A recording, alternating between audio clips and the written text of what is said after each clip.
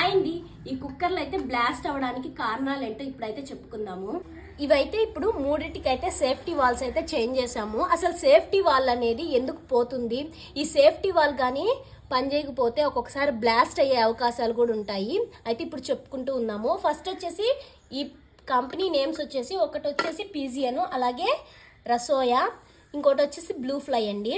వీటికైతే మూడింటికైతే safety walls అయితే change చేసాము. ఇవి మూడు చూడటానికి ఒకటే విధంగా ఉన్న సేఫ్టీ పరంగా అయితే ఈ రసోయా కంపెనీది అయితే ఉందండి. ఎందుకంటే ఇక్కడ 2 సేఫ్టీ వాల్స్ అయితే ఉన్నాయి, చూస్తున్నారు కదా. ఇవైతే 2 సేఫ్టీ వాల్స్. ఈ 2 సేఫ్టీ వాల్స్ అయితే ఇచ్చారు. మనకి కుక్కర్ లో ప్రెజర్ ఎక్కువైనప్పుడు ఈ సేఫ్టీ వాల్ అయితే ఓపెన్ అయిపోద్ది.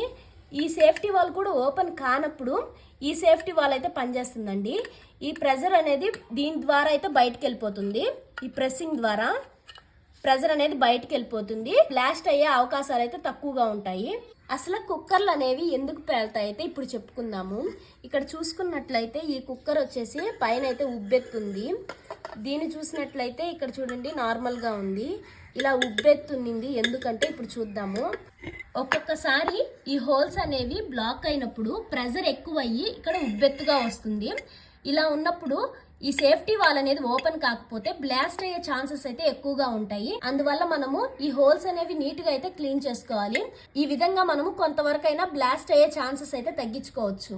అంతేనండి, వీడియో అయితే మీకు కూడా యూస్ఫుల్ అయి ఉంటుందని అయితే నేను నమ్ముతున్నాను. ఇక మీదట మీరు కూడా జాగ్రత్తగా ఉండాలని అయితే నేను కోరుకుంటున్నాను.